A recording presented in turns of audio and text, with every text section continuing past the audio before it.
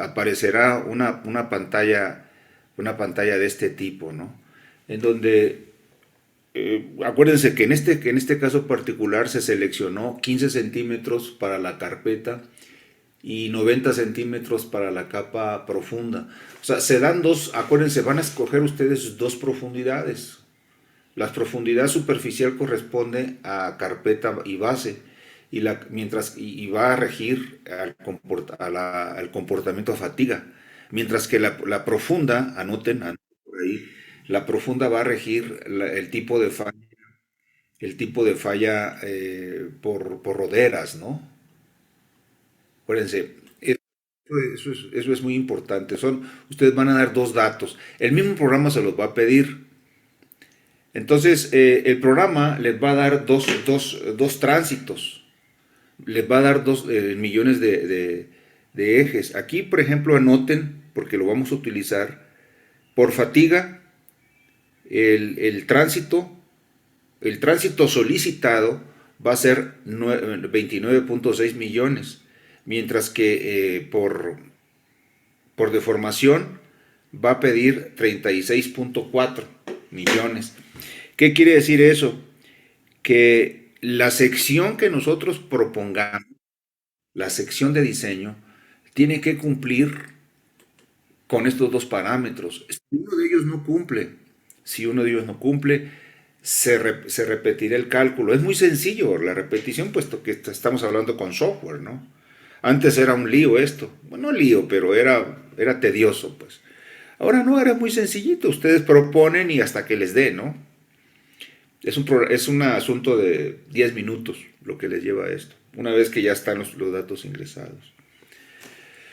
Entonces, ya con esos dos datos, anótenlos, son 29 y 36 para caso de fatiga y para caso de deformación profunda. Ustedes van a proponer la estructura del pavimento, ¿no? El programa les da cinco capas que ustedes pueden ingresar y luego al último les pregunta el programa, en la parte inferior dice, dice algo así como, introduzca el número de capas de que consta el pavimento. Entonces hay cinco capas, de ahí dice carpeta, base, subbase, subrasante y terracería. Si ustedes le dan 5, que son los 5 que aparecen ahí, el programa va a continuar. Dice, el BRS estimado se debe establecer con base al que se selecciona, con base, dice, se debe establecer considerando la compactación y el tipo de material, faltó decir aquí, a que se van a colocar los materiales, así como las condiciones de humedad, etcétera, ¿no? También se debe de considerar la estadística de forma que el valor medio obtenido se ajuste por un factor de seguridad. Se sugiere utilizar esta ecuación, el BRS crítico, ¿no? En donde el BRS medio multiplicado por 1 menos el coeficiente de variación, que es B, por el coeficiente de nivel de confianza asociado, que es C. Dice, en la expresión anterior C es un factor que depende del nivel de confianza, ya lo habíamos visto. Para un nivel de confianza de 80 se utiliza .84, como dice ahí. Dice, por su parte, B es el coeficiente de variación de la resistencia. Si no tiene suficiente información, para estimarlo se puede utilizar alrededor de .3. .3 es para unas condiciones de variación, un coeficiente para materiales, variaciones altas más o menos, ¿no? Por ejemplo, .4 sería muy alto, ¿no? De la variación. Y .2 sería razonablemente poco, ¿no? .3 pareciera un valor promedio, ¿no? Del lado no muy conservador. Dice que se considera aceptable para una construcción. Entonces ya en la siguiente pantalla, fíjense, aparecen las 5 capas y en la segunda columna aparecen los valores críticos. BRS crítico. Nótese que para la base granular se le asignó el BRS crítico. Fíjense, otra cosa, esos valores críticos son los que el mismo método le sugiere. El método En el DISPAP le dice, oye, ¿quieres utilizar BRS críticos? Ahí te van los valores que nosotros proponemos. Tú puedes asignar otros, te dice, pero si los valores de proyecto, te dicen, o son superiores a los críticos, se utilizarán los críticos. Los críticos son esos que aparecen en pantalla, justamente. Entonces, no hay manera, pues, de que uno se equivoque, o a lo mejor uno puede, por error de dedo o por falta de experiencia, uno entrega otro valor. El programa no le hace caso, dice, no, no, espérate, tu piso es este, más bien tu techo, tu valor superior es este, ¿verdad? Entonces ya, el programa se sigue, ¿no? Yo quiero que ustedes pongan atención porque ustedes este programa lo van a utilizar para el proyecto. El proyecto se lo voy a dar, como yo les decía, a inicios de mayo. Por cierto, ya revisé todas las tareas y todos los exámenes, o sea, ya me puse al día. El examen va a ser o el miércoles o el viernes, ya ustedes me dirán. Yo les dije que me avisaran, pero como no me avisan, yo se los impongo. Sería el miércoles o el viernes. A mí me gustaría que fuera el viernes a las 5 de la tarde. Y así no gastaríamos una clase. Pero si alguien no puede, lo hacemos el miércoles. Entonces, al final de clase me dicen, por favor. Es el segundo examen. ¿Y qué va a cubrir? Va a cubrir desde lo que es bases, carpetas, tráfico, que es lo que ya vimos, y va a haber este método del Instituto de Ingeniería. Entonces, todos esos temas van a venir en el segundo examen. Entonces, espero que no haya confusiones. Por cierto, en las tareas me di cuenta que sigo viendo que las tareas algunas son muy raquíticas, escriben nada más por salir. Algunos, la minoría, cuando hacen otra observación, no me ponen a sufrir porque yo no leo lo que dice ahí, ¿no? Ustedes lo escanean, pero se desentienden. Ustedes cerciórense de que se pueda leer eso, ¿verdad? Ese comentario es válido para aquellos que tomaron fotos o que se ven medio azulosas o muy oscuras, ¿no? Los que tienen las tareas legibles, esos, ya saben ustedes que no me refiero a ellos, ¿no? Me refiero a los 2, 3 casos en donde están muy oscuras y apenas legibles. Entonces yo me desespero, a lo mejor puede estar bien eso, como no lo entiendo les puse 6 o 5. Así que así me las gasto, señor. Si no lo puedo leer, 6 o 5. Entonces, procuren por favor. Además así nos entrega la tarea, señores. Una tarea se entrega limpia, inmaculada, bien presentada, etcétera, ¿no? Porque ustedes así van a entregar las cosas en la práctica. Ustedes no pueden entregar un reporte así. El jefe les va a exigir que todo esté limpio y ordenado. Entonces, por favor, aplíquense. Los exámenes, a algunos les fue mal. No me extraña, algunas veces falla uno, ¿no? Pero entonces en este examen, por favor, estudien para que más o menos se compensen, ¿no? Entonces, en esta segunda oportunidad es muy importante, ¿no? Que ustedes se comporten. ¿No anda por aquí Nájera, Rubio? ¿Rubio está por aquí? Buenos días, sí, presente. Aquí estoy, profesor. Yo no vi tu examen, entonces yo ahorita al rato voy a checar lo que me mandaste, ¿no? Y ya lo calificaré y lo subiré. Nájera, ¿está por aquí Nájera? ¿No está Nájera? Fue de los que me mandó ayer una tarea. Ya estaba su tarea, nada más que yo no la había visto. Afortunadamente sí estaba y estaba hasta calificada. Nada más que me faltó pasarla en limpio. Bueno. Entonces ustedes ven ahí varias columnas, van a ver el crítico, ¿verdad? Nótese que el crítico, en el caso de la carpeta dice, perdón, en la base dice 100, en el caso de la subbase dice 40%, subrasante 20 y terracería 5. Son valores muy críticos, ¿eh? En realidad una terracería de 5 es pobre, ¿no? Es muy pobre. Y 20 es lo que pide la norma. Entonces 40 pues es el piso, ¿no? Yo les he dicho, su base de 40 es lo mínimo que creo que es la normativa de SCT lo que pide eso. Pero una cosa es lo que diga la norma y otra cosa es lo que digan ustedes como proyectistas. Entonces ustedes deben de ser más exigentes. Por ejemplo, si la norma dice 40, ustedes pueden decir 50 o 60, ¿no? Entonces, no sean ingenieros de norma, ¿no? Yo tengo un pleito con todos los ingenieros, incluso en cimentaciones, dicen, no, es lo que dice la norma. ¿Y? O incluso es peor, diseñan con las fórmulas que dice la normativa, ¿no? Del reglamento del Distrito Federal. Tanto las estructuras como mecánica de suelos o geotecnia. Y yo le digo, no, no, no, eso no está bien. ¿Por qué? Porque es una norma, es lo mínimo que debe recuperar. Nosotros debemos de emplear otras metodologías de análisis y ya después la confrontamos con lo que dice la norma. Entonces ya comparamos dos, ¿no? Los dos criterios y ya vemos con cuál nos vamos. Tenemos que cumplir con el mínimo que es la norma, que quede claro. Bueno, entonces ahí están los valores críticos. Y luego en la tercera columna, fíjense, aparece el de proyecto. Fíjense, el de proyecto dice 100 y 100 coinciden, ¿no? En la segunda columna dice 40, mientras que el de proyecto dice 30. Ahí tenemos una contradicción. Luego 20 y 20, esos coinciden, y 5 y 5. Bueno, todos están bien. Entonces ahí abajo hay una leyenda que dice, se establecerán BRS máximos en las capas no asfálticas para tener mejores resultados.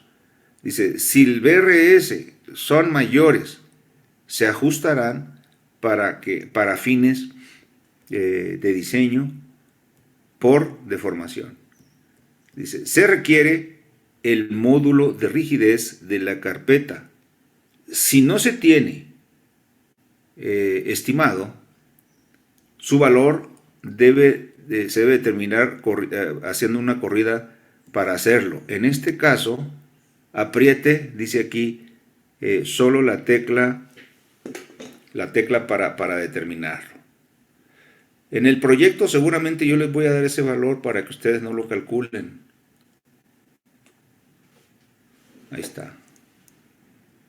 Dice, apriete la tecla. Solo para la tecla de entrada, o sea, input. O sea, hasta el lenguaje está medio raro aquí en el manual, ¿no? Apriete la tecla, dice. En lugar de decir, introdúzcalo. En el caso de la carpeta asfáltica, si el proyectista no tiene información de laboratorio para estabilizar el módulo dinámico de rigidez, puede emplear el programa módulo para estimarlo aproximadamente a partir de las relaciones volumétricas. Cuando digo volumétricas me estoy refiriendo a las relaciones de volumen de finos, volumen de mezclas, características granulométricas en general. Hay una ecuación que viene en el WAN que ustedes pueden explorar. Entonces pongan en sus notas que el módulo dinámico se puede estimar mediante las relaciones gravimétricas y volumétricas, incluso el contenido de finos del material pétreo, entre otros, ¿no? De la temperatura, etcétera. Entonces ahí viene. Profesor, ¿podría repetir cómo lo podemos estimar, por favor? Sí, se puede estimar. En el libro de WAN viene una ecuación para estimarlo en función de la granulometría del material pétreo de las carpetas, también de la temperatura, peso volumétrico, etc. Son ecuaciones muy sencillitas. Es una ecuación muy larga, pero son fáciles de sustituir. Es una sola ecuación. Y ahí viene la descripción. No la estoy reproduciendo acá, pero por favor véanla en el libro de Yang Wang, en módulo dinámico, así se llama, módulo dinámico para carpetas. Se puede obtener en el laboratorio y se puede estimar de manera analítica. Entonces ahí viene en el libro de Wang. De todos modos, internamente se puede determinar en el DISPAB, ¿no? Dice los datos obtenidos son variaciones, varían significativamente y deben de emplearse únicamente como una guía cualitativa. Dado que ustedes no tienen mucha experiencia en la determinación del módulo dinámico, yo se los voy a dar. Más adelante, si ustedes vieron cuando vimos el tema de carpeta y de tránsito, hay una tabla que yo les puse en donde venía en función de la temperatura y en función de las frecuencias, en función del número de hertz.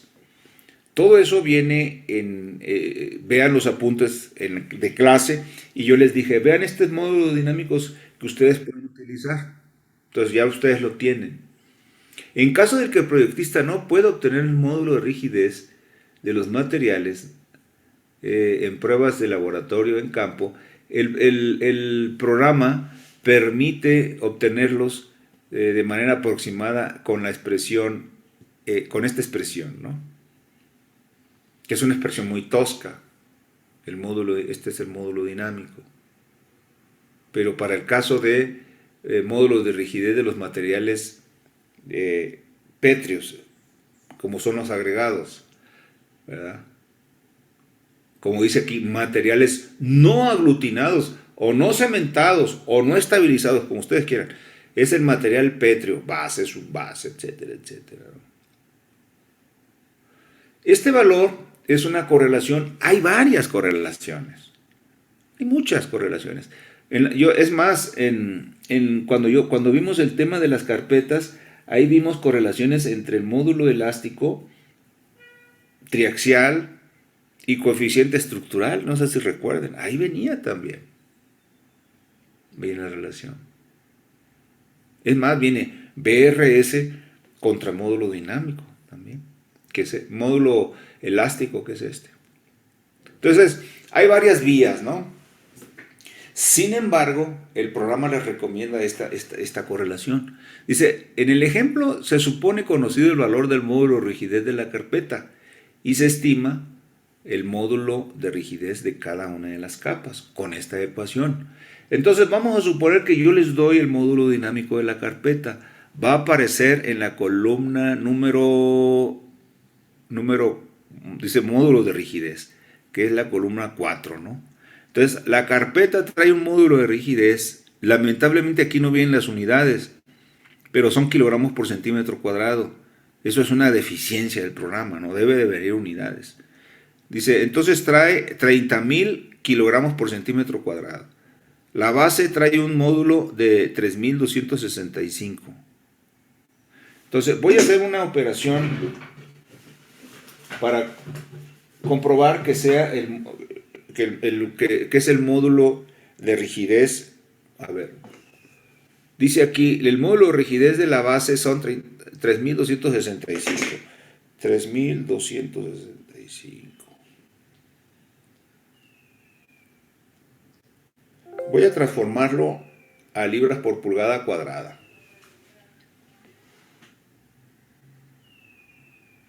Entonces, fíjense, trae 46.439 libras. Está altísimo ese valor. Está altísimo. Conforme a lo que dice. Voy a conectar la computadora. Entonces, yo les recomiendo eso, por ejemplo, con lo que recomienda la Ashton. Es un valor muy alto. Es un valor muy alto. Yo siempre les digo que ustedes utilicen valores medios, probados, que en la experiencia funcionen, ¿no? Yo soy muy desconfiado del asunto teórico, del asunto que aunque diga un libro y eso, ¿no? A mí me gusta más trabajar con parámetros con los que uno funciona en la práctica, ¿no? A mí nada me sirve que un libro me diga tal valor. O sea, si en la práctica yo no puedo lograr eso. Entonces, ustedes siempre tienen que fijarse en una cosa es lo deseable y otra cosa es lo posible. Ustedes se tienen que ceñir a los materiales y a las propiedades que tengan en el camino. No lo que debería de ser. Son dos cosas diferentes. Entonces, a mi juicio, este valor está muy alto. Pero bueno, vamos a seguir con el ejemplo. A final de cuentas es un ejemplo.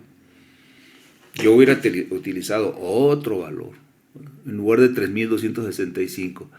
Y luego en la subbase dice 1719, en las terracerías, en la subrasante, a ver cómo está. Sí, en la subbase 1719. Y luego en la subrasante estamos hablando de 1058 y en la terracería 4001. Entonces dice aquí, se han sugerido algunos valores en el módulo de rigidez de las capas no estabilizadas. Estos valores, dice el programa, estoy leyendo, dice el programa, porque no estoy usando lupa porque no alcanzo a ver las letritas. Estos valores se obtuvieron de E igual a 130 multiplicado por el BRS elevado a la punto 7. Dice, estos materiales se obtienen para condiciones generales, pero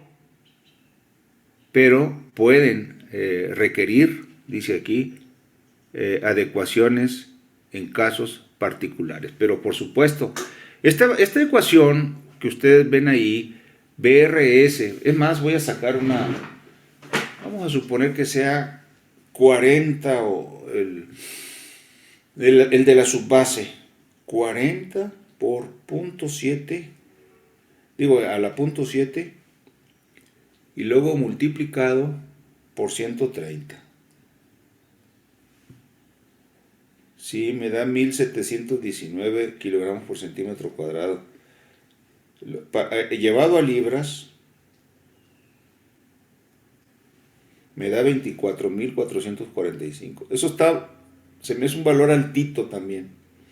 Parece razonable, pero hay mucha diferencia entre la subbase, ojo, entre la subbase y la base. Fíjense, la base era de 46.000 y este es de 24.000. El de 24.000 para mí es más creíble, el de la subbase. Entonces, desde ahí podemos ver que a mí no me gusta esa, a mí me gusta más una rigidez que estén más cercanas entre la base y la subbase. Entonces, yo lo puedo proyectar así. Pero a final de cuentas esto es una observación, ¿no? No, vamos a seguir lo que propone el ejemplo, ¿no? Entonces, luego le pregunta a uno el programa, ¿quiere hacer cambios en algún valor? ¿Sí o no? Entonces uno contesta, no, ¿verdad? Sigue uno con el ejemplo. Yo no sé qué pasó aquí.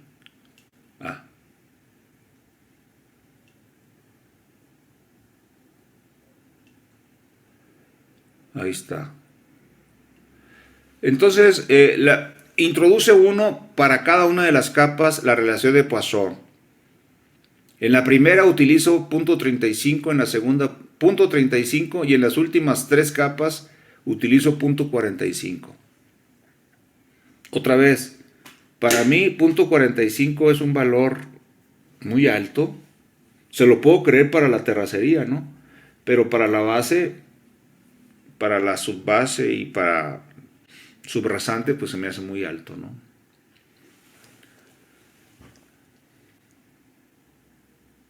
Entonces ya están todos los valores. Y dice aquí, se proponen valores para las relaciones de Poisson de cada una de las capas. Puede modificarlos si así lo desea. Entonces, cuando ustedes hagan la corrida, el mismo programa se los va a proponer. Entonces, por ejemplo, para carpetas, la relación de Poisson probablemente, en lugar de ser punto 35, lo que probablemente debe andar de punto 32. Para la capa base puede andar de punto 34. Para la subbase puede andar de punto 38. Para la subrasante, punto 4. O sea, valores un poquito más reducidos que lo que dice ahí. Entiendo que cuando ustedes hagan eso, pues, a lo mejor ustedes se van a ir con lo que les propongan. No, está bien, ¿no? Pero yo lo que quiero es de que estos valores no necesariamente son los mejores. Pues, nivel de confianza. El método permite elegir el nivel de confianza del proyecto. Dice, se sugiere emplear un nivel de confianza de 85%, pero pueden ser mejores. Obviamente, ¿no?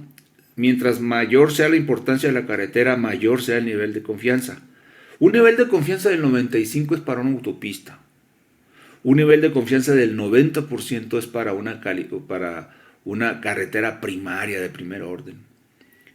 Y un nivel de confianza de 85% correspondería a una carretera más o menos mediocre, ¿no? O que podemos vivir con ciertos problemas a la mitad de su vida útil. Entonces, cuando ustedes seleccionen el nivel de confianza, va a ser en función de el nivel del factor de seguridad, o qué tan exquisitos o qué tan embanantes van a ser ustedes respecto al nivel de deterioro al final de la vida útil. Eso es importante, ¿eh? Entonces, dice aquí, ¿quiere emplear el nivel de confianza sugerido, sí o no? Entonces uno contesta sí, ¿verdad? Y luego dice, finalmente se van a presentar los dos, dice, el programa ya termina y se presentan dos soluciones. Dice, finalmente se presenta el diseño de pavimento para evitar que no haya deformaciones excesivas en las capas granulares no estabilizadas. Estamos hablando de la capa base, subbase, subrasante, terreno, ¿no? Entonces, vamos a analizar esta carátula. Dice, diseño por deformaciones para el camino de altas especificaciones con un nivel de confianza del 85%. Dice, para un tránsito de proyecto de 36.4 millones de ejes estándar. O sea, es lo que hay que soportar de acuerdo al criterio de falla profunda. Bueno, vamos a hacer el análisis. Entonces, ahí aparece el espesor calculado en la segunda columna y en la tercera columna aparece el espesor de proyecto. ¿En qué se diferencia? Bueno, por construcción, ¿no? Ustedes no van a construir 9.8, entonces se redondea. Bueno, no es que se redondea, se hace un reajuste. Vamos a ver, 9.8 se deja en la tercera columna, 25.2 se deja. En la tercera subbase, el programa calculó 11.6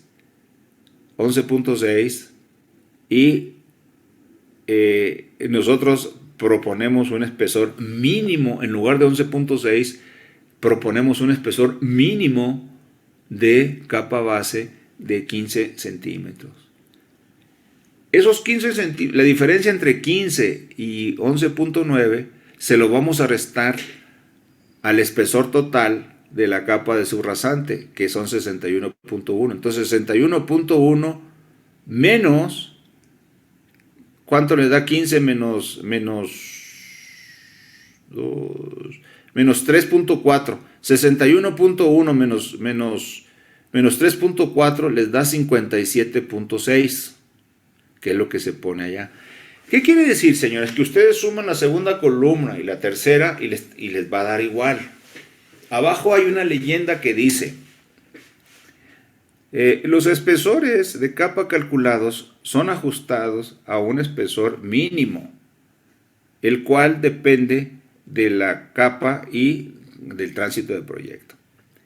El diseño anterior previene contra las deformaciones excesivas. Estoy hablando deformaciones profundas, que conviene revisarlo para prevenir el problema de agrietamiento por fatiga. Y el programa le va a preguntar, ¿quiero hacerle así? Ustedes contestan que sí. Pero una observación, señores, nótese que todo está en decimales ahí. Ustedes no van a proponer eso, ¿verdad? Al final, ya cuando todo termine, ustedes van a redondear cantidades. O sea, Este cálculo que ustedes obtuvieron no es el definitivo, porque cumple con un criterio. Ahora vamos a presentarlo ahora por fatiga, a ver qué pasa, ¿no?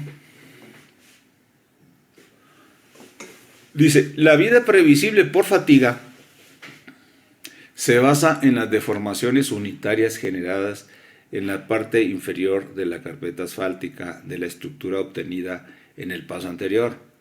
Se emplea el modelo de fatiga correspondiente al tipo de pavimento elegido, ¿no? Puede ser A, B, C, o lo que sea, ¿no? Entonces, fíjense otra vez, aquí aparece el cálculo. Aquí los espesores por fatiga son estos: 9.8, 25.2, 15, 57.6. Y va uno a meterle los valores elásticos, que ya uno les dio, ¿verdad? El E, el B, y aparecen en la parte de vida previsible ante deformación, aparecen en la penúltima columna. Ahí aparece.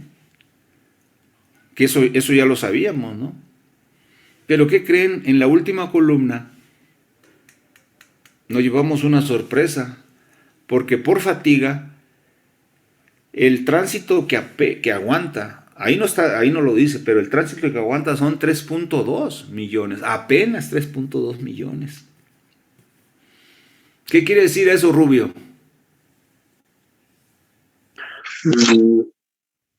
Pues, no sé, profesor.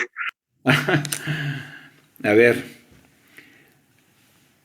yo les dije aquí que el tránsito lo íbamos no, íbamos a obtener dos valores de tránsito, uno de 39.6 y uno de 29. Por eso les dije que anotaran los valores. Anoten lo que yo les diga, anótenlo en sus apuntes. Porque yo les dije, esos valores los vamos a ocupar. Entonces, aquí por ejemplo, estos son los espesores que me van a aguantar para soportar las deformaciones, que no se presenten deformaciones profundas. Esta es la sección. Entonces, esta sección, estos espesores me van a soportar eso. Ahora, yo lo voy a revisar ante fatiga. Entonces, esta sección se replica aquí. Yo sé que esta sección me va a cumplir ante deformación, entre el análisis por deformación. Y el análisis por deformación, si mal no recuerdo, ¿cuánto yo tenía por deformación? ¿Cuánto era mi requisito? Lo voy aquí está, miren. Yo por eso anoten esto, les dije. Por fatiga es 29.6. Y por deformaciones en las capas no estabilizadas, 36.4 millones, todo en millones. Entonces yo tengo que soportar eso. El primer requisito ya lo salvé yo. Ya lo salvé con estos espesores por deformaciones. En el segundo análisis, continúo con el análisis y le digo, ahora vamos a hacerlo por fatiga. Pero en lugar de 29.4 millones, obtengo que esta sección me soporta apenas 3.2 millones. La pregunta, Rubio, te la vuelvo a replantear. ¿Qué quiere decir eso? Pues que no estamos cumpliendo. No está cumpliendo. ¿Y en qué no está cumpliendo? Pues a la resistencia a la fatiga. La resistencia a la fatiga, ¿verdad? Porque en deformación ya cumplimos con estos espesores. El programa internamente ya me dijo, con estos espesores cumplas el primer criterio, pero revisa ante fatiga. Y ante fatiga me dice, en lugar de... acuérdense que yo tengo que cumplir con los dos criterios. Si en uno de ellos es menor, pues tengo que repetir todo, ¿no? ¿Qué quiere decir? Que 3.2 es mucho menor que los 29. Lo que sea, 29.6 que debo de soportar. Entonces hay de dos sopas: o incremento espesores o mejoro las calidades mecánicas de los materiales. Entonces el programa le dice, tiene usted 4 opciones, dice aquí, aunque yo dije 2 nada más. Dice, cambiar el módulo de carpeta, que es mejorar las características mecánicas. 2, cambiar espesores, que era lo que yo había dicho también. 3, emplear base asfáltica, por supuesto, ¿no? En ocasiones, en lugar de la base granular, conviene meter una base asfáltica o una base negra, así se llama. La base negra no es otra cosa más que una base granular de altas, como lo estipula la Secretaría, pero adicionándole o estabilizándole cemento asfáltico. Eso incrementa casi el 50%, si no es que se va hasta el doble la rigidez, ¿no? Si se incrementa el espesor de la base, obviamente, se me va a reducir todos los espesores, o si mantengo los espesores, el potencial de tráfico que puedo soportar se me aumenta, ¿no? Entonces, eso es la base negra, señores, la base negra.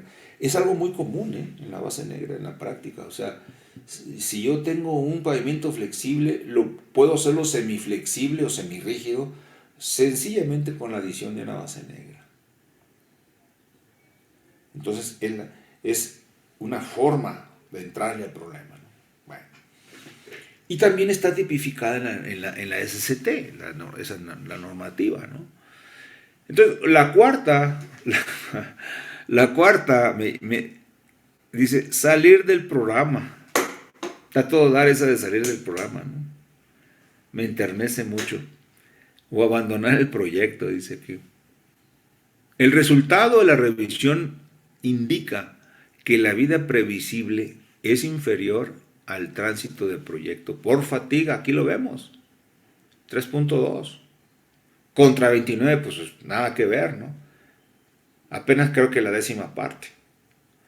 Entonces, se requiere modificar el diseño para la vida previsible coincide aproximadamente con el tránsito promedio. El programa propone 4 opciones al usuario.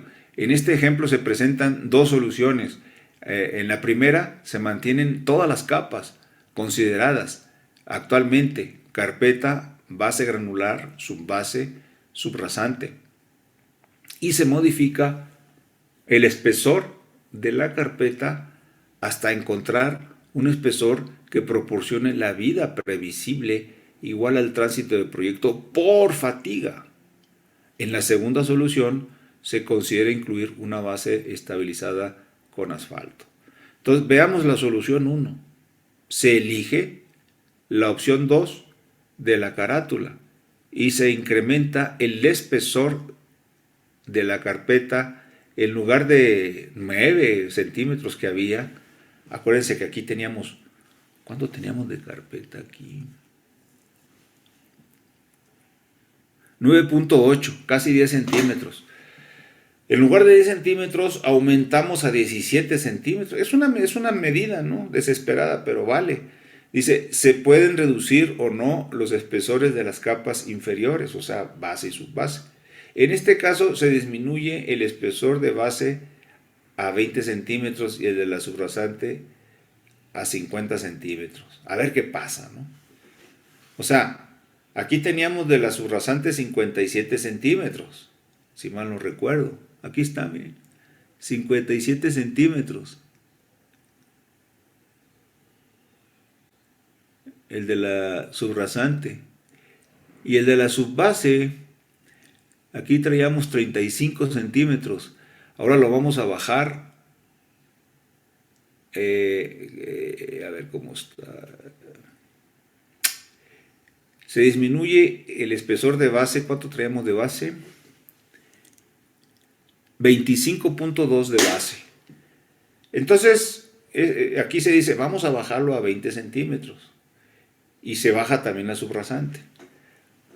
Es una medida arriesgada, pero bueno, ahí están. Se pone 17 Ahí ustedes colocan 17, 20, 15 y 50, ¿no? Y todo lo demás lo dejan igual. Y entonces van a ver ustedes el análisis que ustedes que obtienen es de que, nótese que en la penúltima, en lugar de los 36 millones de tránsito que ustedes deben de soportar para deformación, esta sección, por deformación, soporta más de 150 millones. ¿Qué quiere decir eso, Rubio? ¿Cómo lo interpretas? Si ya alcanzo los 59, dijo, Sí, pues parecía. yo tenía 36 millones que tengo Ajá, que soportar, pero sí, por esta sección ya está sobrada, ¿no? está súper sobrada, ¿no? Por Sí. deformación. Ojo, por deformación. Exactamente, únicamente por deformación. Por deformación. Ahora veamos qué pasa por fatiga. En la última columna, por fatiga dice 21.6. Se ve No, pues cómo anda. sigue bajo, ¿no? Sigue bajo todavía, sigue bajo. Entonces, ¿qué debo de hacer? Dice, ahí está. Dice, deformación, vida previsible 44.5 y por fatiga 21. Y a la derecha dice, lo que yo debo de cumplir son 36.4 por deformación. Al tiro, estoy bien. Pero dice, yo debo de cumplir 29.6 porque es lo que yo calculé del tránsito. Y apenas estoy logrando con esa sección 21. Entonces, bueno, dice ahí, el diseño no es adecuado. Tiene usted 4 opciones, otra vez las 4, la misma cantaleta, ¿no? Entonces dice ahí, introduzca el número correspondiente. O sea, ya depende si usted quiere subir la carpeta, subir el módulo, bla, bla, lo que sea, ¿no? Dice, se observa que aún no se alcanza la vida del proyecto por fatiga, por lo que se incrementa el espesor de la carpeta en lugar de 17 a 2 centímetros. Dice, el nuevo diseño y el resultado de cálculo de la vida previsible queda como sigue. A mi juicio, cuando en este ejemplo faltan algunos comentarios, ¿no? No se trata, para ustedes está todo dar, como alumnos, o sea, como estudiantes. Estoy incremente y incremente hasta que me dé. Pero uno no debe de pensar así como ingeniero, ¿no? 2 centímetros cuesta mucho dinero hacerlo, ¿no? Ya una carpeta de 17 centímetros, señores, es muy cara. Ya no digo de 19, ¿no? Es una, no cara, sino es ya la economía como que ya empieza a pegar. 19 centímetros de carpeta, es mucho. No imposible, pero se antoja que es algo, ¿no? Bueno, entonces ya con esos valores, señores, se obtienen estos valores, se obtienen se propone estos valores por carpeta 19, ya hemos dicho, base 20, subbase 15 y subrasante 50. La terracería es semi-infinita. Ahí tenemos las 5 capas. Y luego en la tercera ponemos los valores del BRS crítico. Acuérdense que en los materiales pétreos eran 100, 40, 25. Y luego después está la columna de E, que son los módulos elásticos, y está el de Nu, que es la relación de Poisson. Entonces en la penúltima, otra vez alcanzan mayores a 150, ¿no? Pero ahora ya tenemos 33.9, señores.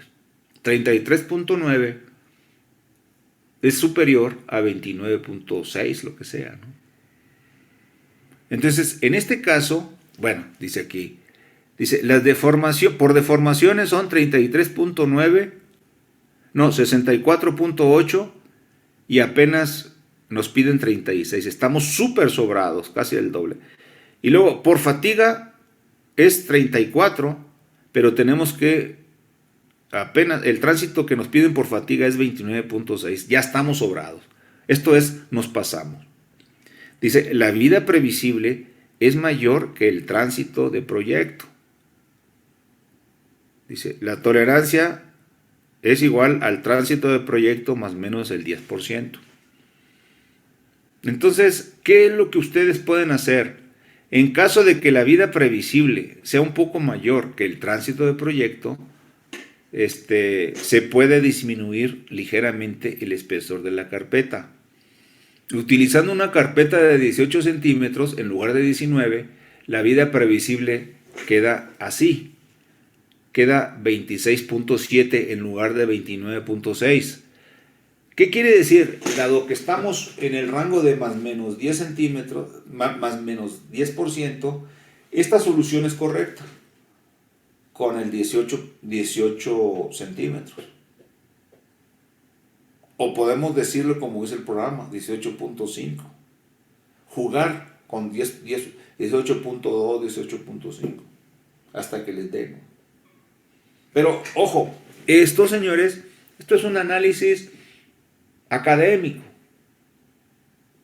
Por favor, cuando ustedes están haciendo un análisis, siempre piensen. Ahorita no, pues ahorita están tomando el curso. Y en la práctica, ustedes tienen que estar pensando en lo técnico y en cuánto me va a costar. Claro, yo siempre digo, los ingenieros siempre estamos pensando en la economía, ¿no? Pero yo siempre les digo algo, señores, ustedes hagan una diferenciación entre economía y baratura. Son dos cosas diferentes. Nunca se vayan por lo barato. Váyanse por lo económico. Lo económico a veces cuesta más, pero les dura más.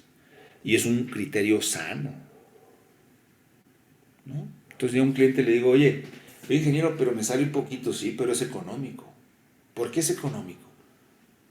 Porque si usted le pone ahorita de entrada 2 centímetros más, usted se evita mantenimientos a los 5 años, a los 6 años. No, pues entonces sí está, claro, es económico. Si usted por la baratura le quita 3 centímetros en 3 años, tiene usted que esté renivelando, que rehabilitando, etc. Entonces ya no fue económico. Entonces, por favor, entiendan ese concepto. Bueno, entonces la solución sería meter una base asfáltica. ¿Una base asfáltica qué implica, señores? Una base asfáltica implica que el módulo de la base, en lugar de ser 3.265, yo me pueda ir, miren los módulos aquí están en kilogramos por centímetro cuadrado. Yo me puedo ir, en lugar de 3.265, fácil a 5.000. Y si yo me voy a 5.000, el espesor de la carpeta asfáltica lo voy a reducir sensiblemente. Y en una de esas hasta el de la subbase. Es decir, yo puedo jugar con las dos alternativas, con lo que cueste menos. Entonces espero que... hasta aquí va a ser el ejemplo, señores. Este es el ejemplo de